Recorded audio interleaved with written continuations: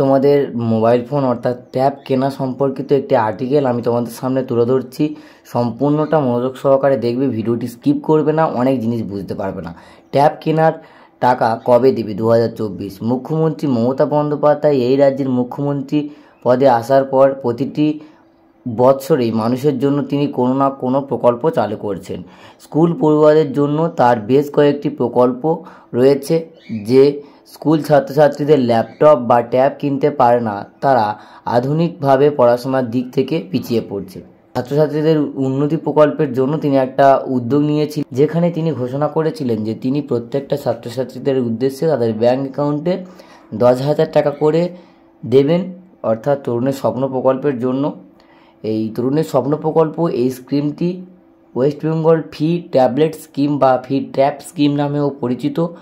বহুল পরিচিত একটি স্কিম হওয়ার জন্য ছাত্রছাত্রীরা প্রতি বছরই আগ্রহ করে থাকে বা অধীর আগ্রহে অপেক্ষা করে কবে তাদের অ্যাকাউন্টে বরাদ্দ টাকাটি পাবে এবং সেই টাকাটি তারা বিভিন্ন মোবাইল ফোন কেনার কাজে ব্যবহার করতে পারে।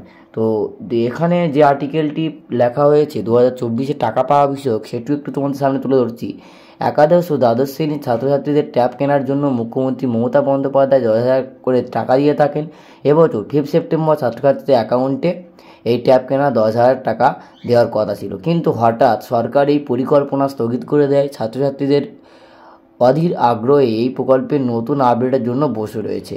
আর এই মুহূর্তের যেটা বিগ এক্সক্লুসিভলি আপডেট, তা নিয়ে আমি একটি ভিডিও অলরেডি আপলোড করে দিয়েছি, যার লিঙ্ক তোমরা ডেসক্রিপশানে পেয়ে যাবে, দেখে নাও ভিডিওটি। কিন্তু হঠাৎ সরকার এই পরিকল্পনা স্থগিত করে দেয়, যেটা তোমাদেরকে আগেই বললাম। 26 সেপ্টেম্বর পণ্ডিত ঈশ্বরচন্দ্র বিদ্যাসাগরের জন্মদিনে টাকা দেওয়া শুরু করতে পারে বলে শিক্ষা দপ্তরের একটা সূত্র মারফত খবর পাওয়া গিয়েছিল, কিন্তু 26 সেপ্টেম্বরে ছাত্রছাত্রীদের অ্যাকাউন্টে টাকা পাঠায়নি রাজ্য সরকার। এবারে ছাত্রছাত্রীদের মনে একটা বড় চিন্তা যে অক্টোবরের 2 অর্থাৎ 2রা অক্টোবর রয়েছে মহাত্মা গান্ধীর জন্মজয়ন্তী, সেই দিন কি টাকা ছাড়া হতে পারে? এ বিষয়ে একটি ডিটেলস ভিডিও আমি দিয়ে রেখেছি, দেখে নাও।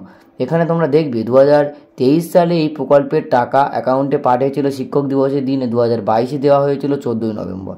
তবে এই বছর পুজোর আগে রাজ্যের সরকার ছাত্রছাত্রীদের অ্যাকাউন্টে এই স্কিমের টাকা পাঠানো কিনা এ বিষয়টা এখনও স্পষ্টত জানা যায়নি। তবে মনে করা হচ্ছে যে বন্যা পরিস্থিতি নিয়ে সরকারি আধিকারিকরা এতই ব্যস্ত, ট্যাব কেনার টাকা পাঠাতে হয়তো এখনও পারবেন না রাজ্য সরকার। তবে ছাত্রছাত্রীদের কবে টাকা পাবে এই বিষয়ে শিক্ষা দপ্তরের তরফে বিজ্ঞপ্তি আগেভাগেই প্রকাশ করা হবে। তো ট্যাব কেনার পর ট্যাবের বিল নিজেদের বিদ্যালয়ে জমা দিতে হয় ছাত্রছাত্রীদের, কিন্তু এখনও বন্যা পরিস্থিতি স্বাভাবিক না হওয়া পর্যন্ত বহু ছাত্রছাত্রী ট্যাব কেনার টাকা জমা দিতে পারবে না। তাই কার্যত যেটা সর্বশেষ যে বিষয়টি জানা যাচ্ছে যে কী হতে পারে পরিস্থিতি, পরবর্তী পদক্ষেপ রাজ্য সরকার বা শিক্ষা দপ্তরের, তা শুধুমাত্র জানার বিষয়।